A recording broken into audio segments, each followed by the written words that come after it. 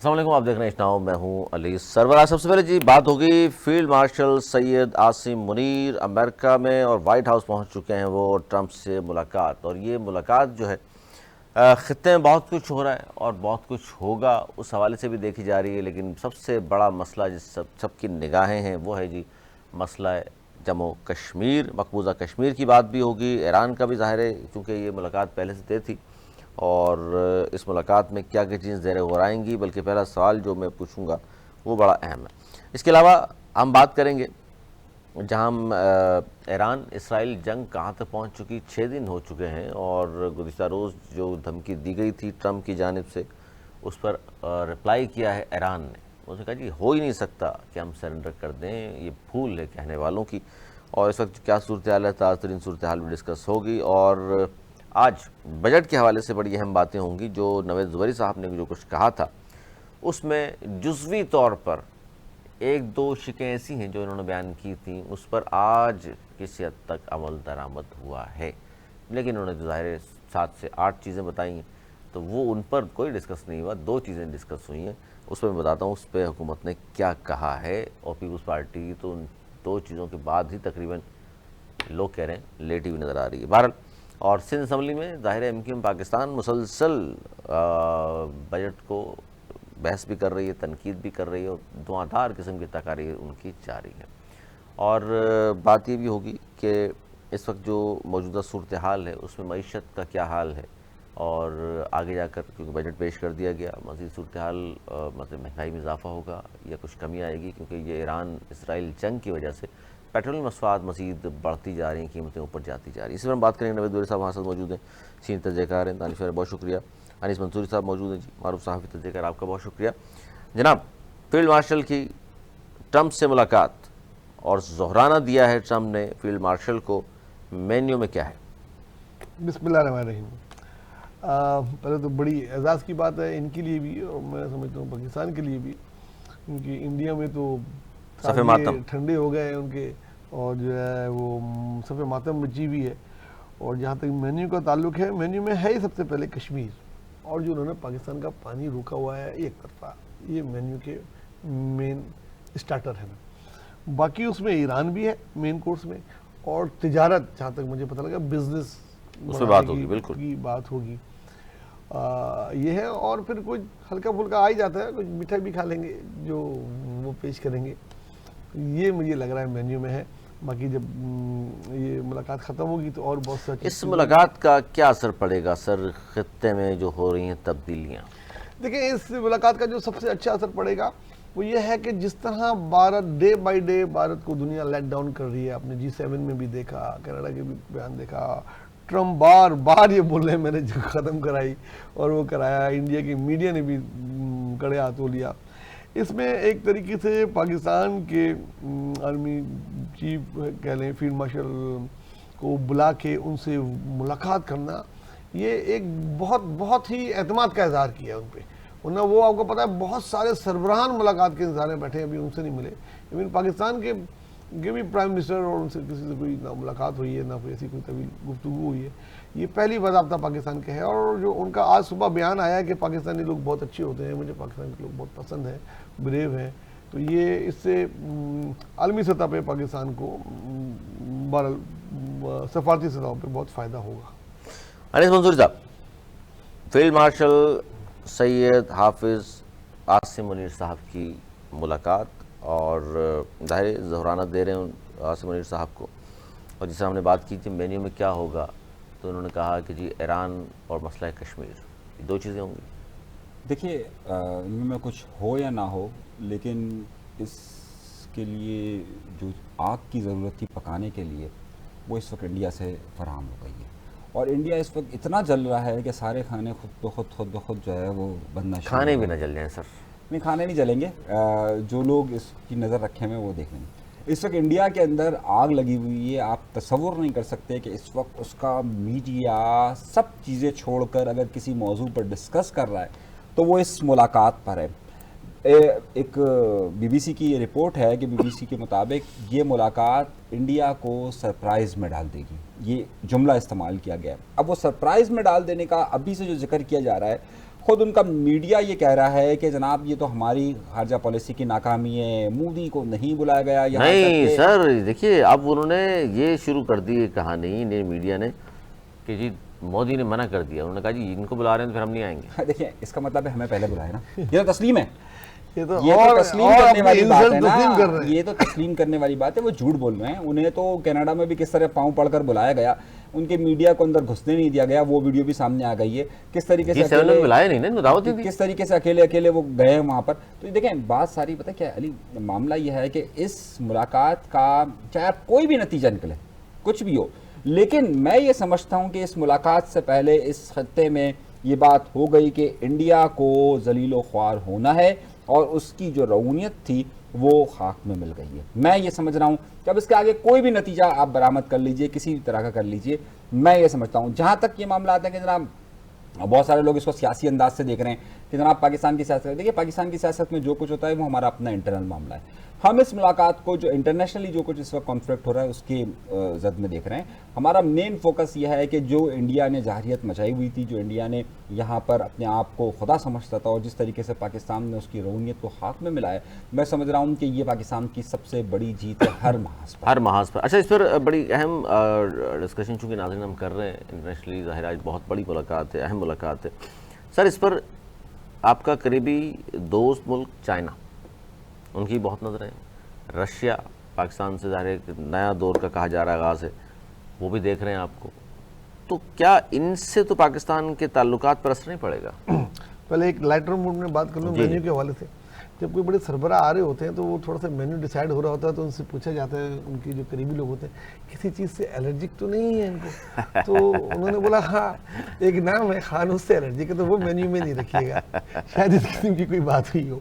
अच्छा, यानी आपने घुमा फिरा के ले आए पीटीआई पर और आपने समझा मेन्यू है में नहीं है वो। जिस तरह पीटीआई वाले दबे दबे लफ्जों में कह रहे हैं, आप देखिएगा खान की बात तो होगी, तो वो मेन्यू में अनिल नहीं है। साहब, खान एलर्जी की है। बात तो होगी, ये हाँ बात बात होगी यार, मतलब ये बात जरूर होगी। वो कहेगा, अच्छा अंदाजे पूछे ना उनके, वो कहेगा मेरा दोस्त खान, उसका क्या हाल है, छोड़ क्यों नहीं रहे? देखें ये फिल्मी कहानियां हैं, उसे जो बातें हैं सारी आप देखें। अगर अच्छा वैसे एक बात है, ट्रम्प के हवाले से कहा जाता है उससे कोई बैद नहीं, कब क्या बात करते, तो ये खुदा न खास्ता कहीं बात हो न जाए। नहीं वो बात करेगा इस पे, और इस वो पे भी करेगा? हाँ वो इस पे ज़रूर बात करेगा और कहेगा यार तुमने 1 चम्मच उसको चीनी की दे रहे हो, कम से कम 2 तो दे दो।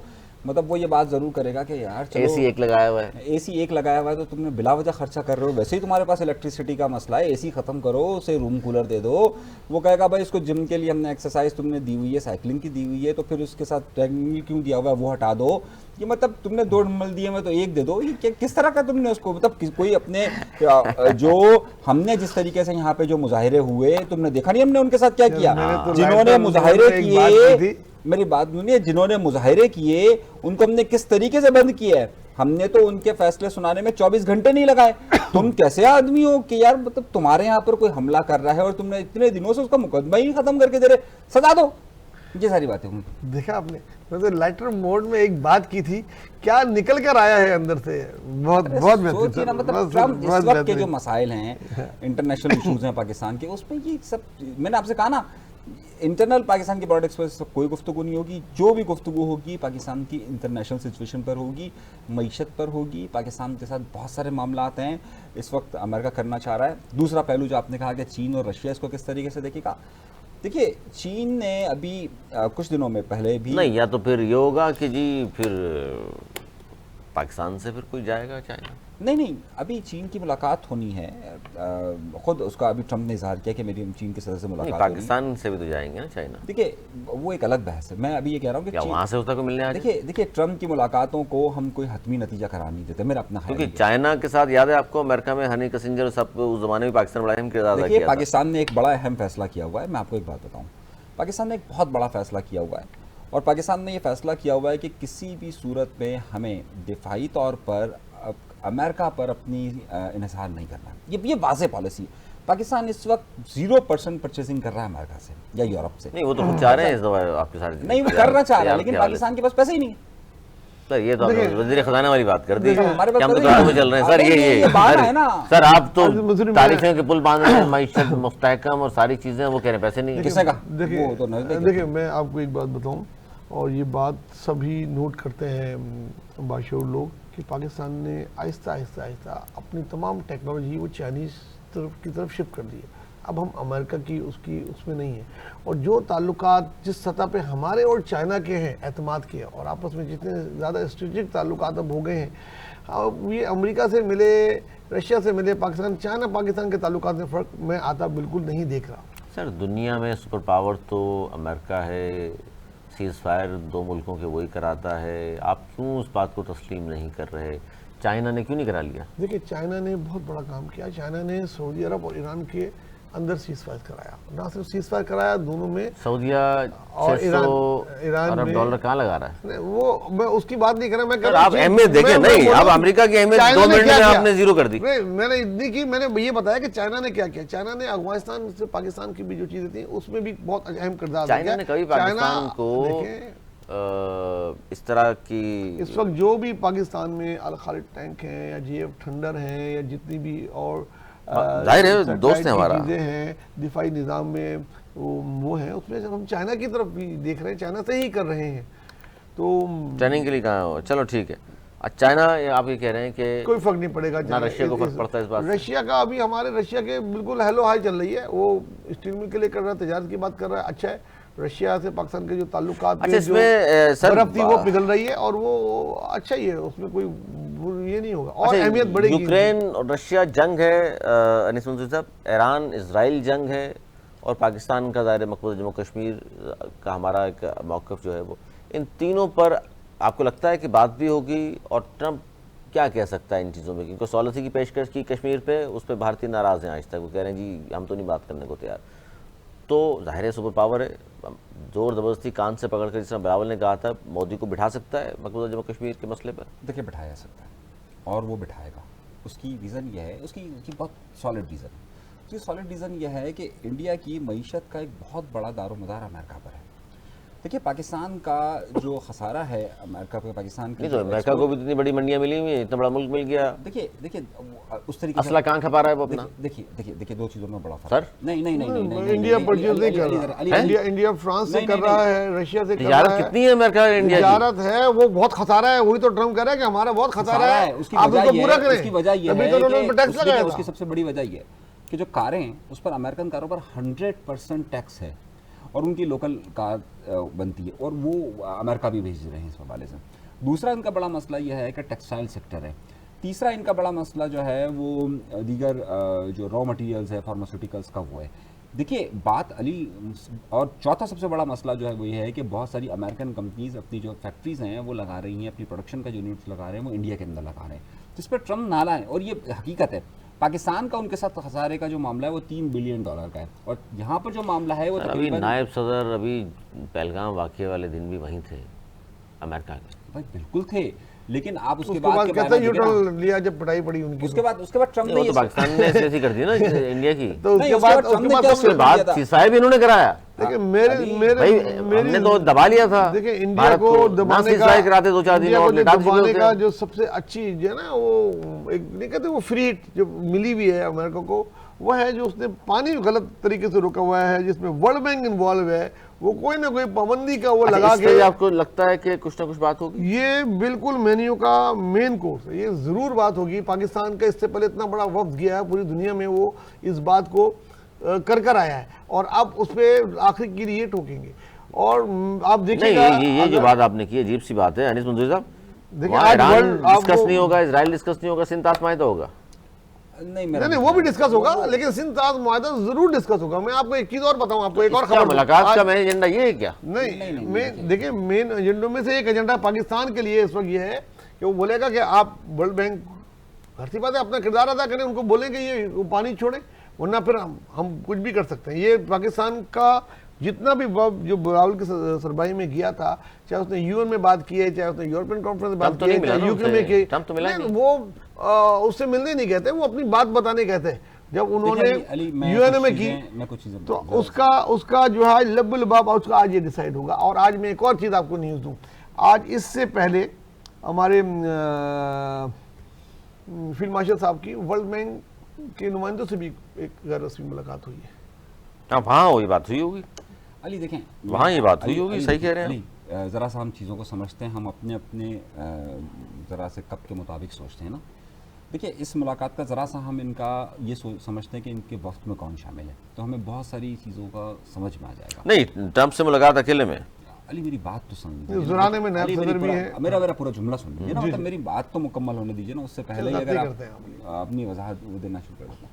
देखिए अली, सबसे पहली बात यह है कि इसमें ये जो वफ्द गया है उसमें पाकिस्तान के जो कौमी सलामती के मुशीर हैं, जिसे आप ISI के सरबराह भी हैं, वो इसमें शामिल हैं। पाकिस्तान की वज़ीर दाखिला इसमें शामिल हैं। पाकिस्तान के इस वक्त MI के सरबराह भी इसमें शामिल हैं। ये वफ्द बहुत ही ज़्यादा, ये जो मुलाकात होती है ट्रंप से, उससे पहले वफूद की मुलाकातें हो चुकी होती हैं। बाहमी तौर पर एक कोई पॉइंट होता है कि जिस पर फाइनली डिस्कशन होता है कि दोनों तरफ से ब्रीफ दिया जा रहा होता है कि जनाब इन पॉइंट्स पर बात होगी और इन सारे मामलात पर बात होगी। तो हम ज़रा सा अंदाज़ा कर सकते हैं कि पाकिस्तान का जो वफ्द वहाँ पर मौजूद है वो किस लेवल का है और उसकी बुनियाद पर वो बातचीत, गुफ्तगू का महवर क्या होगा। देखिए, समझने वाली बात है ये। अगर पाकिस्तान के हुकूमती माशी तौर पर लोग मौजूद होते तो बात अलग थी। पाकिस्तान की जो सिक्योरिटी से मुतल्लिका लोग हैं वो तमाम के तमाम मौजूद हैं। इसका मतलब ये है कि देखिए, इस पूरे खत्ते की सूरत पर गुफ्तगू होगी। उस खत्ते में, उसमें जो एजेंडे में शामिल होगा कि what will be the Afghanistan, what will the Pakistan India relation. अब उसके अंदर एक छोटा सा कश्मीर ऑफ कोर्स, नहीं, वो रिलेशंस पर होगा ना, उसमें फिर उसकी जुजियात आ जाएगी। ईरान की सिचुएशन इस वक्त, मिडल ईस्ट की सिचुएशन आपके पास क्या है, ये तमाम बहुत सारे एजेंडे होंगे कि जिस पर ये बातचीत होगी। और ऑफ कोर्स व्हाइट हाउस में मुलाकात जारी है जी। आपको ब्रेकिंग दें, अमरीका डोनाल्ड ट्रंप का फील्ड मार्शल सयाद मुनीर के एजाज़ में ज़ोहराना, और वहाँ मुलाकात जारी है। अमरीकी सदर डोनाल्ड ट्रंप का फील्ड मार्शल के एजाज़ में कैबिनेट रूम में ज़ोहराना उन्होंने दिया है, और वाइट हाउस में कहा जा रहा है जी मुलाकात जारी है। बहुत अहम मुलाकात, तारीख़ी मुलाकात है, और इसमें बहुत सारी ट्रंप से वाइट हाउस में जो मुलाकात हो रही है, बहुत सारी चीज़ें कहा जा रहा है, तब्दील भी होंगी ख़त्ते में भी, और खुशखबरियाँ भी कुछ मिलेंगी ख़ास तौर पर पाकिस्तान को। और ज़ाहिर क्या क्या खुशखबरियाँ, ज़ाहिर मुलाकात अभी जारी है जिस वक्त हम ये प्रोग्राम कर रहे हैं, और इसी पर हम बात कर रहे थे जी क्या क्या चीज़ें हो सकती हैं। ज़ाहिर है उसमें बहुत सारे मसाइल डिस्कस भी होंगे, बहुत सारी चीज़ें भी डिस्कस अली होंगी। देखिए, ये बात मैं कहना चाह रहा हूँ, जो वफूद की मुलाकात है ना वो हो चुकी है। उसमें जो एजेंडा है ना, अगर कोई बहुत पुरएतमाद होकर कर रही है बात, पाकिस्तान के लोग या पाकिस्तान की हुकूमत या पाकिस्तान के मुतल्लिका लोग, तो इसका मतलब है कि वो वफूद की सतह के जो मामलात हैं वो कल तक तय हो गए होंगे कि क्या गुफ्तगू होगी, उसके पॉइंटर्स दे दिए गए होंगे दोनों को, उस पॉइंटर्स पे क्या, किसका क्या जवाब आएगा वो दे दिया गया होगा। तो जाहिर सी बात है बहुत सारी सिचुएशन क्लियर। और देखिए, ज़ोहराना है, और ज़ोहराना में 1 to 1 नहीं होता है। ज़ोहराने में ये होता है कि आपके पास आधा घंटा, 1 घंटा मुख्तलिफ उनके भी उसी सतह के लोग मौजूद होंगे जिस सतह के पाकिस्तान के लोग मौजूद होंगे, और वहाँ पर उनका जो डिस्कशन, ये ज़ोहराना आमतौर पर उसी वक्त होता है कि सारे वफूद के दरमियान मुलाकात में कुछ मामलात पर बात फाइनलाइज हो गई होती है, दैन एक मीटिंग है, दैन ज़ोहराना एंड दैन वाइंड अप। तो ये तरीक़ेकार यही है ना। तो ये 2-3 दिन का जो वहाँ मुलाकात थी उसका मेन चलिए आगे चल के इस पर भी हो सकता है प्रोग्राम के लास्ट तक हो खबरें सकता बाहर आ है जाएं, जो बात कर लें इस पर हमारी भी। वो सस्पेंड हुई भी है दहशतगर्दी के खिलाफ जंग में, एक जो बड़ी इमदाद मिलती थी जो ट्रम्प ने आने के बाद तमाम मुल्कों की, बहुत सारे मुल्कों की बंद की थी, तो उस पर वो बहाल हो जाए। क्या होगी उस पर, तो इस तरह नहीं के नहीं, मसाइल वो डिस्कस तो होंगे। भी खुशखबरी मतलब वो- पाकिस्तान करता नहीं, उसकी इतना वो नहीं है। अच्छा जी, अब खबर शामिल करते हैं। ईरान इसराइल जंग, और अमेरिका को मालूम होना चाहिए ईरान सरेंडर नहीं करेगा। आयतुल्लाह खामनाई ने इसराइल पर हमले तेज़ करने की हिदायत कर दी है, और अमेरिका इसराइल की जानिब से कत्ल की धमकियों के बाद ईरानी सुप्रीम लीडर ने ये सख्त बयान जारी किया है। अच्छा, इसमें साथ साथ ही हम बात करेंगे ईरान की जंग के बायस आबनाए हरमज़ बंद करने की जो धमकी दी है ईरान ने, इस पर दुनिया पर क्या असरात मुरतब हो सकते हैं, आपको क्या लगता है? देखिए, ये वही बात थी जिसका मैं कल खदशा जाहिर कर रहा था कि जब जैसे चेस, ये चेस गेम है ना, एक चाल वो चलते हैं, अगली चाल ये चलते हैं। जब कल ट्रम्प ने धमकी दी कि वो सरेंडर कर दे और हमारे हाथ में फ़ज़ाएँ हैं और ये है वो है। फिजाओं पे नहीं, तो फिजा तो है ना उनके हाथ में, अच्छा, नहीं है? उसके बाद तेहरान और ईरान की फिजाओं में ईरानी तैयारे घूम रहे हैं। देखें, उसके फ़ौरन बाद उन्होंने सुबह जो आज मिसाइल हमला किया है, जो इसराइल पे गिराया, तो वो ईरान की फ़ज़ाओं से उधर तक गया है ना, तो फ़ज़ाओं नहीं, ईरान ने जवाब दिया है, इस हाँ, पर तो बात हो ही नहीं तो सकती। वही मैं बोल रहा हूँ। तो वो फिर फ़ज़ाओं में उन्होंने दिखा दिया कि कितना तुम्हारा कंट्रोल। धमकी का जवाब उन्होंने बहुत अच्छा दिया कि धमकी किसको दे रहे हो, थोड़ी तारीख पढ़ लो ईरान की। उसने बोला जो दानिश्वर लोग हैं वो जानते हैं कि ईरान का माजी क्या है। ईरान कभी सरेंडर नहीं करता। ये वो बातें हैं जो उन्होंने की हैं, और उन्होंने जो सबसे जो है 5 पॉइंट, ये 2 पॉइंट, एक तो ये कि अगर अमेरिका जंग में कूदा तो ज़्यादा नुकसान अमेरिका का होगा। फिर सर माजी की बहस पे हाल में नहीं जिया जा सकता। माजी में जंगें ज़ाहिर इस तरह नहीं होती थी। ज़ाहिर है 90s में इराक से उन्होंने की है जंग, तो उस ज़माने में इस तरह नहीं हुई। इसराइल बगल बच्चा अमेरिका का है, इंतहाई मौलिक हथियार मौजूद हैं उनके पास। तो वो फिर क्यों अमेरिका के आगे रो रहा है कि आइए अब्बू जंग में शामिल हो जाएं, आइए हमारी मदद करें, हमसे नहीं संभल रहा। बगल बच्चा है उनका। हाँ, तो वो बच्चा ही है ना, बदमाश नहीं है। उसको ये बता रहे हैं कि तुम बदमाश हो लिबनान के, तुम बदमाश हो गाजा के निहत्ते लोगों के, तुम बदमाश हो फलस्तीन के निहत्ते भूखे प्यासे लोगों के। ईरान ने बताया कि हम ये कर सकते हैं और तुम हमारे साथ अभी, और उन्होंने बोला अभी तो और पता लगेगा इनके साथ हम क्या करेंगे, और इसलिए वो अपने अब्बू को बुला रहे हैं, अब्बू अब्बू आओ बचाओ हमको। तो और अब्बू आ जाएंगे। अगर अब्बू आ जाएंगे तो अब्बू को बताया कि अब्बू बहुत सारे अंकल दुनिया में बैठे हैं, वो भी आ जाएंगे, और ये जहाँ से आपकी ये तजारत गुजरती है ये हम। अच्छा, इस बात को किस हद तक आप अनिस मंसूर साहब संजीदगी से लेते हैं कि रशिया ने कह दिया कि जनाब खबरदार अगर आप शामिल हुए इस जंग में, या चाइना ने कह दिया, इन बातों से क्या अमेरिका डरने के बाद साइड पे होकर बैठ जाएगा, इसराइल का साथ छोड़ देगा, या कम से कम इतना हो जाएगा कि जी वो बराह रास्त जंग में शामिल नहीं होगा? देखिए, ऐसा बिल्कुल भी नहीं होगा। मैं आपको एक बात बताऊं कि कभी भी ऐसा नहीं हुआ कि जब आलमी ताकत किसी नहते मुल्क पर बरसा रही हो तो सारे लोग मिल गए, ऐसा नहीं होता, कभी नहीं होता तारीख में। हाँ, जब उनका आपस में कोई टकराव हो रहा हो, चाहे सर्जन के तौर पर हो या इत्तेहाद इस तरह के बन रहे हो, तो वो अलग सिचुएशन होती है। देखिए, ईरान के मामले पर यहाँ ये स्टेटमेंट जरूर दिए जाएंगे, तो ऐसा हुआ कभी? ऐसा कभी नहीं हुआ। देखिए, आज के बयानात पे गौर करें। आज रशिया ने अमेरिका को खबरदार किया कि आप इस जंग में नहीं कूदिएगा, ठीक है। कोरियन वालों ने बोल दिया कि अगर कूदे तो अगला कदम हमारा होगा। देखिए तो और चाइना भी मोहतात तरीके से मना कर रहा है। देखिए, अगर अमेरिका कूदा तो एंटी अमेरिकन लॉबी ईरान के पीछ पे खड़ी होगी ना। अभी नहीं कूदा हुआ भाई, अभी कूदा हुआ है। मैं फिर वही बोल रहा हूँ, अभी कूदा हुआ है दिफा की हद तक, अभी तक अटैक में शामिल नहीं है। अमेरिकन तैयारों ने हमले नहीं किए, अमेरिकन मिसाइल वहां नहीं गिरे, अमेरिकन जहाज खड़े हैं वहां पे, उधर से मिसाइल क्रूज मिसाइल आ सकते हैं, बहुत ताकतवर वो है। लेकिन उसका फिर जो रद्द-ए-अमल होगा, किसका, अमेरिका का नहीं है। ये तो इसराइल अपने पास खरीदा असला चला रहा है ना। किसने कहा खरीदा? वो असला तो नहीं है जो वो कह रहा है गिराओ। वो जिस बम गिराने की बात कर रहा है, जो B-52 से ट्रिपल बी 52, वो तो इसराइल के पास नहीं है। Buster bomb. हाँ, तो वो उसके लिए बोल रहा है आए और करें, और जो समुद्र से हमले करें, क्योंकि उधर से तक नहीं हो रहे, समुद्र से करीब पड़ता है। नहीं तो अमेरिका कूद गया तो अमेरिका को वहां से थोड़े आने पड़ेगा, अड़ोस पड़ोस में उसके अड्डे कायम है। हाँ, तो अड़ोस पड़ोस में उनके अड्डे कायम हैं, तो ईरान को भी इतनी दूर नहीं जाना पड़ेगा, अड़ोस पड़ोस में मारना पड़ेगा। ये आप क्यों नहीं मारना होगा तो क्या इसराइल छोड़ेगा? इसराइल के पास में तो जंग तो जारी है ना मुसलसल। बहरहाल जंग की शिद्दत बहुत भयानक हो जाएगी अगर अमेरिका कूदा। मेरे ख्याल में ये मुज़ाकरात की टेबल पे आएंगे। और अच्छा, इस पर ट्रम्प का बयान भी सुना दो नाज़रीन कि ट्रम्प तो ये कह रहे हैं कि ईरान अब मिन्नतें कर रहा है जी, मुज़ाकरात कर लो, बैठ जाओ, लेकिन अब देर हो चुकी। देखिए अली, ये सारी वही मैं यूटोपियन बातें हैं। मैं आज तक की तारीख आपको बता रहा हूँ कि कभी भी किसी ताकत ने अगर छोटे मुल्क को मारा हो तो बड़ी ताकत कभी नहीं कूदी। ऐसा नहीं होता है कि जब तक उनके अपने मफादात ना हो या उनकी ना हो। हमने शाम में देखा, चलिए मैं बड़ी मिसाल है, शाम ने रशिया का इंटरेस्ट बराह रास्त था, और जब शाम के रिजीम बशार असद के साथ मामलात हो रहे थे तो आपको पता है कि उस वक्त वो यूक्रेन के अंदर फंसा हुआ था और उसने बिल्कुल साथ नहीं दिया। जो कुछ शाम के अंदर होता रहा उसने बिल्कुल, और शाम के अंदर का कितना इंटरेस्ट आपको हम सबको मालूम है ये बात को। इसी तरीके से हमने आपको बेतहाशा मिसालें ऐसी दे सकता हूँ कि जहाँ पर ये मामलात हुए और जब वो ताकतें उसके साथ टकराती हैं तो फिर ये जो दूसरी छोटी ताकतें कि जो बड़ी बन रही होती हैं वो उस वक्त अवॉइड करती हैं, वो कोशिश ये करती हैं कि वो ज़्यादा पावर हासिल कर सके। अगर इस जंग में वो कूदेंगे तो उनका कोई फ़ायदा नहीं होगा। हर मुल्क अपने हिसाब से सोचता है। धमकी देने तक बात ठीक है, हाँ भाई हम ये कर देंगे, हम वो कर देंगे, हम इस तरह से कर देंगे, हम उस तरह से कर देंगे, लेकिन ये मुमकिनात में से नहीं है। रशिया इस वक्त यूक्रेन के अंदर बहुत बुरी तरीके से फंसा हुआ है और रशिया किसी भी तौर पर अमेरिका के साथ बरह रास्त ये मामला नहीं चाहता, क्योंकि इस सूरत हाल में यूक्रेन को मज़ीद शे मिलेगी। यूक्रेन के पीछे इस वक्त वो ताकत के साथ आएगा। जो ज़ेलेंस्की के साथ इसके मामला ख़राब हुए थे वो दोबारा से बेहतर हो जाएंगे अमेरिका के।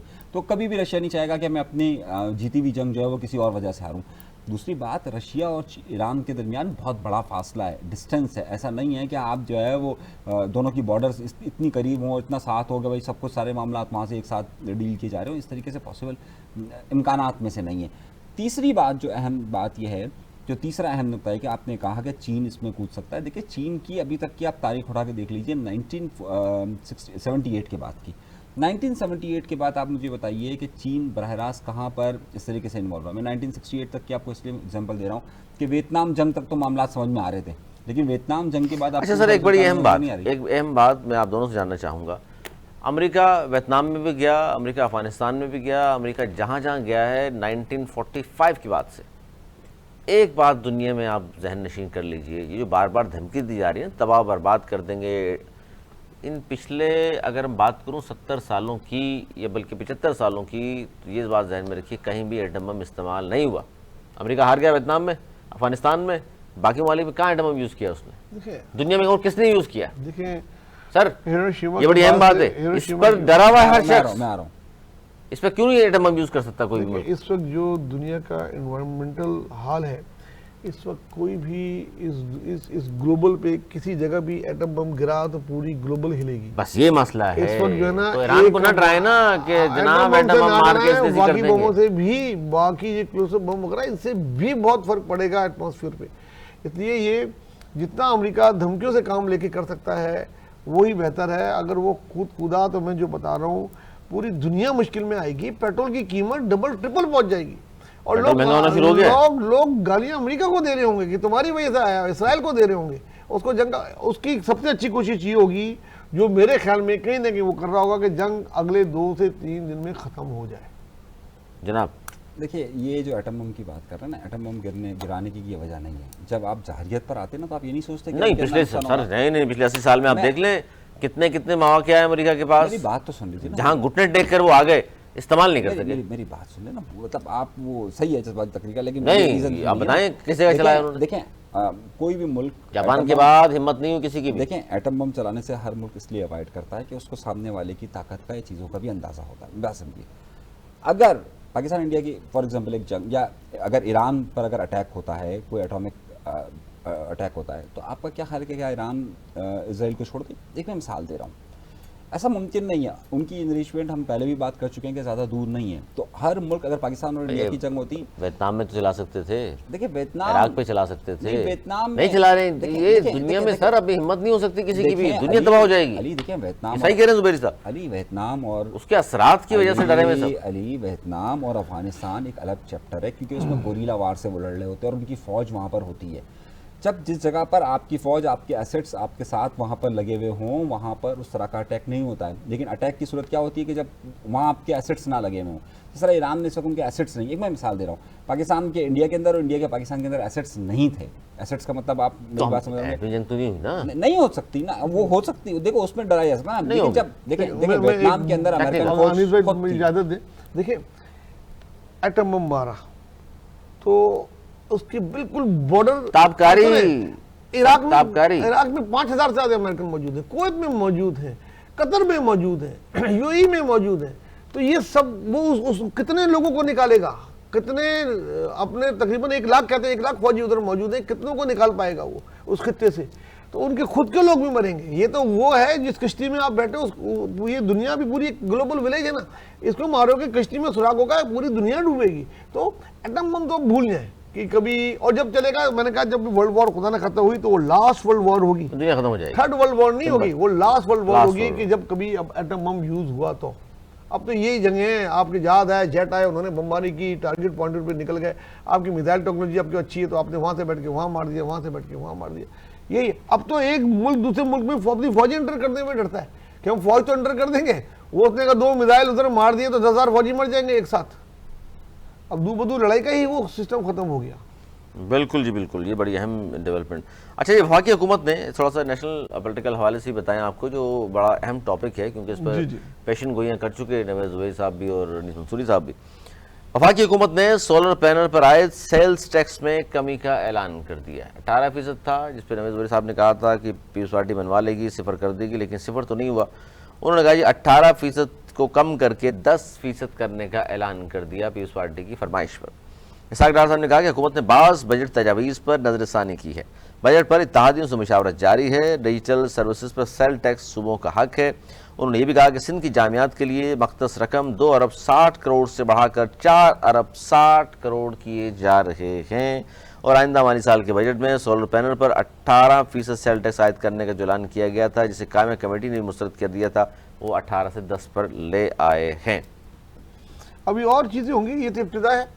ये थोड़ा इश्क खैर होता है कि आगे जामियात का देखते होता है बजट डबल हो गया। हमारी खुद जामिया कराची बहुत बड़ी सफर कर रही थी और जामियात का बजट डबल हो गया। ये 10% से और नीचे आएगा, मेरी बात लिखते हैं, 10% नहीं रहेगा, 10% से और आएगा। जीरो कर देंगे। मजदूरों की कम से कम तनख्वाह 38,000 से ऊपर होकर 45। बीएसवाईटी सारी चीज़ बनवा के जाएगी। मेरे ख्याल में ऐसे ही होगा, इस तरह बजट पास नहीं होगा। ये अवामी जमात है यार, मान गए आम एकदम अगर वो कर देते यार, आवामी सारी जमात, आप ना माने बातें सारी बातें मानी, आ रहा हूं। फिर कह रहे होते जी मुस्लिम लीग नून लेट गई। आहिस्ता आहिस्ता 2 मानिए, आहिस्ता आहिस्ता 4 मानेंगे, फिर 6 मानेंगे, फिर अनीस भाई भी मानेंगे। लेकिन ये मैं ना मानू हूँ, ये नहीं मानेंगे जिस दिन बजट पास होगा। इन्होंने कहा था, देखें आहिस्ता आहिस्ता। आप उस दिन यही कह रहे होंगे, देखिए उन्होंने कहा था, ये कहेंगे नहीं ये तो तय था पहले से और इसलिए कर दिया, ईरान की वजह से कर दिया। नहीं हुआ ना, खत्म नहीं हुआ ना, खत्म होगा। सही है, जो 10% का मतलब आप समझ रहे हैं, यानी कि 1 वाट जो कि आपके पास 38 रुपए का अगर फरोख्त हो रहा था, उसके ऊपर 10% टैक्स लगाकर उसको 42 रुपए तक वो चला गया। सीधी सीधी बात, मतलब आप उससे ज़्यादा ही जाएगा, सही, उससे कम नहीं आएगा। मामला यह है कि आपने उसकी कीमत को तो बढ़ा दिया। आपने जो खबर पढ़ी ना, उसमें दूसरा नुक्ते पर मैं बात करना चाह रहा था। उन्होंने कहा कि जो डिजिटल प्रोडक्ट्स पर सूबों का इख्तियार है कि वो उस पर टैक्स लगाएं।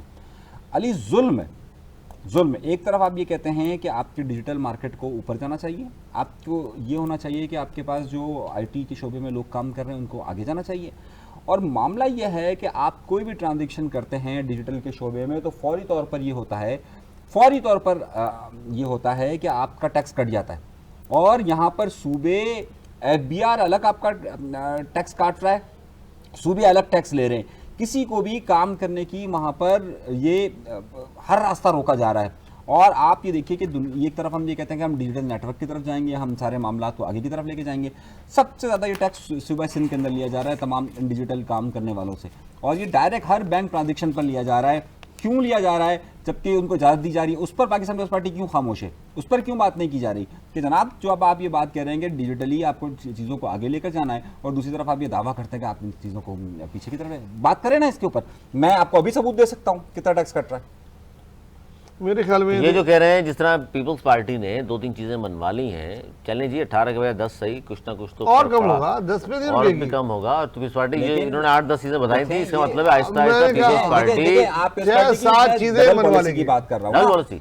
मैं आपको वही आरबी का बता रहा हूँ, मैं आपको यही तो बात बता रहा हूँ। एंटरटेनमेंट टैक्स खत्म कर दिया, एक्साइज ड्यूटी। भाई आप ये देखिए कि मैं आपको सिर्फ ये अर्ज कर रहा हूँ कि जो एंटरटेनमेंट टैक्स के आप आता ही कितना था, वो सही 2-4 तो इवेंट्स होते थे। लेकिन जो असल टैक्स है कि अगर आपकी डिजिटल जो भी आपकी मार्केटिंग हो रही है, जो डिजिटल आपका जितना भी काम हो रहा है, उसके ऊपर हर बैंक ट्रांजेक्शन पर एसआरबी यानी जो आपके रेवेन्यू बोर्ड्स हैं, सूबों को वफाक अलग टैक्स काट रहा है, सूबा अलग टैक्स काट रहा है। ये क्या चक्कर है? मतलब आप और उसको देखें ना, उस पर सिंध हुकूमत क्यों बात नहीं कर रही है? उस पर सिंध हुकूमत क्यों नहीं बोल रही है? उस पर पाकिस्तान पीपल्स पार्टी क्यों बात नहीं कर रही है कि जनाब ये जो टैक्स हम ले रहे हैं, हम जो इतना ज़्यादा टैक्स ले रहे हैं, भाई या तो वफाक हो गए, वफाक टैक्स ना ले, और उसकी हिमायत कर रहे हैं वजीर खजाना जो उसकी हिमायत कर रहे हैं। पीपल्स पार्टी K4 पर बात क्यों नहीं कर रही? कराची सिंध में ही है। K4 पे बात की है आपने, सिंध असेंबली में तकारीर नहीं सुनी? सिंध असेंबली आपके वजीर आला ने बोला है कि ये क्या दे रहे हो, ये दो। उधर सेनेट के में जब इसकी बहस हो रही थी, अगर आप तकरीर उठा के देखें सेनेटर मसूद हसन की, उन्होंने तो इतनी ज़्यादा शदीद तनकीद की है कि वो अल्फाज में नहीं बोल सकता, क्योंकि वो तो बोल सकते हैं पार्लियामेंट में अल्फाज बैठ के, हम मीडिया में नहीं बोल सकते, वो किसी उसमें नहीं आते, हम आते हैं। आप वो ज़रूर सुनिएगा जो उन्होंने उसके लिए की है, हज़फ कर दिया K4 के लिए, और सिंध के जो तरक्याती बजट है उसके लिए, और जो पहले के 400 अरब इस बार भी कम दे रहे हैं, पिछले भी कम दिए, उसको खुल के बात की है। और कराची के बजट के लिए बात की है, कराची के बजट के लिए बात की, कराची को कोई मेजर प्रोजेक्ट नहीं दे रहे, आपने वादा किया था। कराची का दुख आपको जरूर है, लेकिन ये जो बात करनी चाहिए थी, जिनके पास 22 सीटें हैं, उसकी जगह पीपल्स पार्टी के जवाब दीजिए सर। सेनेटर खड़े होके, वकार मेहंदी ने भी बोला, मसूद हसन ने भी बोला कि आपने वादा किया। बोलने वाले दोनों इनके नाम लिया इन्होंने, बोला ये वज़ीर बात कर रहे हैं हम वज़ारत खजाना, अब मैं अल्फाज बता रहा हूँ, आप नोट कर लीजिएगा। उन्होंने हम वज़ारत खजाना से नहीं मांगेंगे, ये कौन है, आज है कल नहीं होगा, इस कवान का कोई आदमी वज़ारत खजाना नहीं बनता। मैं वज़ीर आज़म से कह रहा हूँ, आपने वादा किया था कि कराची को मेगा प्रोजेक्ट देंगे, कहाँ है बजट में वो? तो क्या करें इससे ज्यादा? बहुत ज़बरदस्त यार। मैं मतलब पाकिस्तान पीपल्स पार्टी का फिरविदा हो गया हूँ। फैन हो गया। वहां पर शाजिया मरी खड़ी होकर बात करती है, और जब कोई आकर ये कहता है कि हाँ भाई आप अब सूबे का तो मांग रहे हैं, आगे डिस्ट्रिक्ट को भी तो बांटेंगे नहीं बांटेंगे, तो लड़ने दौड़ पड़ती है। सही है। जब वहां पर ये बात कही जाती है कि जनाब NFC तो सही है, PFC नहीं। हाँ मतलब आप बात तो सुने ना, वहां पर फिर झगड़ा कैसा होता है। कल की तमाम टीवी चैनल की सुर्खियां थी ये, और उसकी वजह क्या थी कि नहीं जी मुझे दे दो सारा, मैं नीचे ना दूं। अच्छा अभी भी आपने बात कही, बोलते अच्छा, क्यों अच्छा, नहीं? मेरी बात, बोलूंगा मैं यूरोपियन का तो मैं बोलूंगा, मैं PFC का बहुत ज्यादा हामी हूँ। मैं आ रहा हूँ। PSP नहीं, ये जो बजट लोकल गवर्नमेंट को दिया जा रहा है, अगर बोलूंगा तो वो कहीं और चला जाएगा, उसका बहुत हामी हूँ। हर UC को बजट मिलना चाहिए। PFC के हामी हैं आप। हो गया, हो गया। मैं बात करूं। आप करें, आप PSP के हामी, मुझे पता है, बोलें। अच्छा ये मैं आपसे नहीं, ये कह रहे हैं कि ये जिनके नाम लिए इन्होंने बाकायदा तौर पर इस पार्टी के लोग हैं जिन्होंने बावाज़ बुलंद वहाँ बात की, न सिर्फ तनकीद भी की है और कराची के हक मांगा है। वो कह रहे हैं 22 सीटें लेने वाले क्यों खामोश हैं। देखिए आपने शायद वहाँ MKM के लोगों की तकरीर नहीं सुनी। सही है। मैं फिर आपसे कह रहा हूँ कि जो ये यूटर्न हो गया। जो आप वहाँ पर तकारीर सुनिए। मैंने आपको अभी मुतमईन हैं आप MKM की तकरीर से? मैं MKM की तकरीर की बात नहीं कर रहा। देखिए बात सारी यह है कि दोनों जमातें, मैं तो ये पूछ रहा हूँ आप दोनों से कि जनाब इतने खुश पीस पार्टी की तकरीर से ये हैं, MKM से आप हैं, दोनों वफाकी हुकूमत का हिस्सा है, तकरीरें किसके खिलाफ कर रहे हैं? बात कहना चाह रहा हूँ, तकरीरें किसके खिलाफ है? मैं आपसे यही जुमला में अदा करना चाह रहा था कि यहाँ पर पाकिस्तान पीपल्स पार्टी बड़ी बड़ी बातें करती है, यहाँ MKM बड़ी बड़ी बातें करती है, नतीजा सिफर। बात सारी यह है कि नतीजा अगर सिफर होगा तो मैं पूरे प्रोग्राम में इनके सामने मैं इसकी माजरत भी करूंगा और आइंदा ना हिमायत करने की बात भी करूंगा। और नतीजा सिफर नहीं हुआ, ये बात है, नतीजा सिफर नहीं हुआ। अगर इस बहस का और इस तजावीज का नतीजा कुछ निकला तो अनीस मंसूरी को चाहिए। कराची की बात कर रहा हूं, ये कराची की ही बातें हो रही हैं। आज शाजिया मरी का क्या चक्कर हुआ? शाजिया मरी ने बोला हम सिंध की बात कर रहे हैं, कराची की बात कर रहे हैं, आप बीच में बजाय हमारी हिमायत करने के लिए आप और उल्टा हमारी टांग खींच रहे हैं। मतलब एक तरीके से उनका साथ दे रहे हैं। वफाकी बजट की बात हो रही है, आप सिंध को बजट में आ जाते हैं। आवाज में आवाज मिला के बात करें, आप वो कह रहे कि हमें उसको नहीं दे रहा। वो हमारी अंदर की बात है, बैठ के बात जवाब देना आप। ये MKM हिमायत करने के बाद भागे ना, जवाब दें। वो सिंध का मुकदमा कमजोर कर रहे हैं बैठ के। आपने कहा बड़ी अच्छी तकरीरें की उन्होंने। नहीं मैंने, इन्होंने कहा कि मुझे बता दें, मैंने कहा उन्होंने भी तकरीरें की हैं। बड़ी अच्छी का नहीं कहा मैंने, कहा उन्होंने भी तकरीरें की हैं। क्या तजावीज दी उन्होंने? देखिए मेरी बात K4 के लिए बैठ के तालियां बजाएं। उन्होंने कैपिटल लिखा है, ख्वाजा साहब ने कैपिटल के। देखिए मैं MKM पे तनकीद नहीं कर रहा, मैं वो बता रहा हूँ जो पीपल्स पार्टी ने तजावीज दी है, पाकिस्तान पीपल्स पार्टी का हर मौजू पे दिफा कर रहे हैं ना। अल्लाह करे MKM की तजावीज दें और उसको मंजूर करें। शेडो बजट किसने पेश किया था? इस बार रिकॉर्ड है उनका, 21 साल करते हैं। इस साल भी किया उन्होंने होटल में सर, 5 सितारे वाले होटल में बुलाया था। पता नहीं आप और हम तो नहीं गए, लेकिन बहरहाल चाय में पी लोगों ने। आपको नहीं बुलाया होगा? बुलाया था, मुझको तो बुलाते ही नहीं। नहीं फारूक साहब ने बुलाया था, हम जाना चाहिए, मसरूफियत थी। आप बताएं सर। पाकिस्तान पीपल्स पार्टी ये कहे मेरा हमारा मेयर है यहाँ पे, हम शहर के लिए, ये बात सूबे के लिए नहीं मेरी बात, मेयर कह रहा है गवर्नर को, मेयर कहता है MKM वालों को मुझे 100 अरब ला दो, मुझे 150 अरब ला दो, पीस पार्टी वालों क्यों नहीं कहता? अरे मैं वही तो आपसे मेरा जुमला तो सुन पीस पार्टी मांग रही है कि हमारे 421 अरब ये, 112 अरब ये दे दो। अच्छा। Karachi package, Karachi mega project के नाम पर ही दे दो, अच्छा लगा देंगे कराची पे। मेरा जुमला सुन लेना, 1200 अरब 30 अरब मिले पिछले 17 सालों में। मेरी बात तो सुन लीजिए, 1200 कहाँ लगे हैं? ये कह रहे हैं ना 400 अरब का कह रहे हैं ना, क्या आ जाए 1200 अरब का अभी का तरक्याती बजट रखा है, जिसमें से कराची को रखा है 60 अरब रुपए। यानी कि आप, और जो कराची शहर का अगर आप रेवेन्यू टैक्स उठाकर देखिए, जो सिर्फ सिंध रेवेन्यू बोर्ड को अगर मिलता है, अगर आप उसको उठा के देख लीजिए तो वो 450 अरब है। यानी कि वो 450 अरब जो सिर्फ SRB को वो दिया जाता है, उसको भी अगर आप यहाँ पर काउंट नहीं करते और आप दूसरी तरफ ये कहते हैं कि वो 400 मिल जाए, आपके पास 1200 पड़ा हुआ है, 1200 पड़ा हुआ है, उसमें से 60 दे रहे हैं, 1200 में से 60 दे रहे हैं, तो 450 में से क्या आप 1 रुपया देंगे? और ये तमाम बातें सुनने के बाद उमर अयूब साहब, अपोजिशन लीडर, उन्होंने एक बड़ी ज़बरदस्त बात की। उस पर मेरा नहीं ख्याल कि नवाज़ साहब मुत्तफ़िक़ होंगे। उन्होंने कहा यार ये पीस पार्टी क्या बातें कर रहे हैं कि वो बजट पे ये कर रही है, फलां कर रही है, फलां। एक फ़ोन कॉल की मार है पाकिस्तान पीपल्स पार्टी। वक्त बताएगा। मैंने कहा मैं अगर ऐसा हुआ, अगर नतीजा सिफर हुआ, ये बजट एक फ़ोन कॉल की मार है, नहीं है ये वो पता नहीं किसके लिए कह रहे हैं। नहीं मेरा ख्याल से उमर अयूब साहब जो है ना, वो जुल्फ़िकार अली भुट्टो के ज़माने से उस पार्टी को जानते हैं। मेरे ख्याल से कुछ तो बात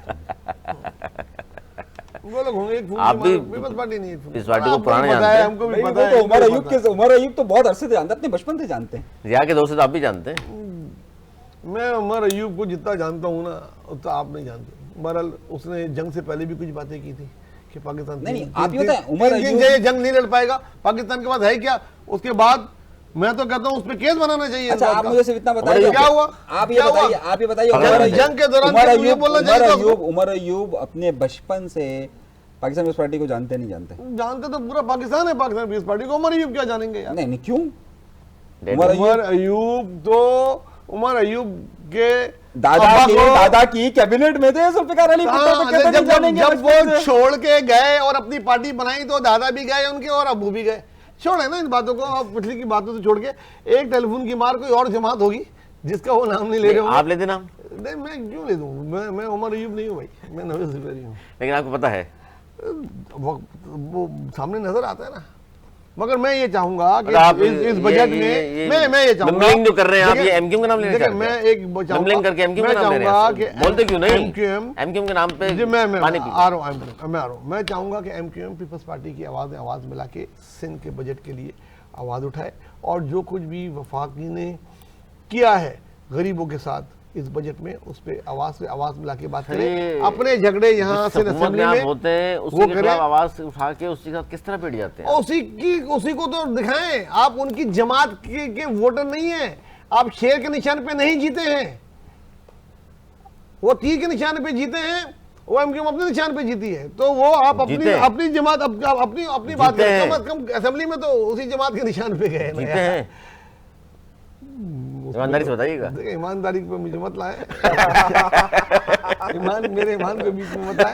बहरहाल असेंबली में, और ये हकीकत है, इस वक्त उनको आवाज़ उठानी चाहिए, गरीबों के लिए भी जो उनका मंशूर है और सिंध के लिए भी, और अपने जो झगड़े हैं वो सिंध असेंबली में सेटल करें, वफाक में नहीं करें। कम से कम वफाक में वो सिंध की जमात। अच्छा, ये बड़ी अहम चीज़ है कि दोनों पार्टियां आवाज़ उठा रही हैं बजट के खिलाफ, नून लीग के खिलाफ। उनको कहते हैं करप्ट भी हैं, ये मिला के खेलते हैं एम्पायर को। पीपल्स पार्टी ने कहा, कायरा साहब भी ये फरमा रहे हैं, कह रहे हैं जनाब हमने पीपल्स पार्टी ने साथ दिया हुकूमत का, तो एक माहिदा हुआ था जिस पर हुकूमत ने ताहाल अमल नहीं किया। मंसूरी साहब, जब अमल नहीं कर रहे हो, आपके साथ माहिदा किया था हुकूमत में आने के लिए उस पार्टी से, वो कह रहे एक माहिदा किया था, उस पर ताहाल नून लीग ने अमल नहीं किया, तो लगता है कुछ छोड़ देगी उस पार्टी? अमल तो कर नहीं रहे नून लीग वाले। कैसे छोड़ देगी उस पार्टी? गवर्नमेंट, उन्होंने कौन सी वजारतें ली हैं जो बेचारे सोचेंगे? नहीं, पाकिस्तान पीपल्स पार्टी देखें ये फैसला कर चुकी है, और मैं आपको बता रहा हूँ, आप इस बात को याद रखिएगा कि उसके हक में वोट देगी।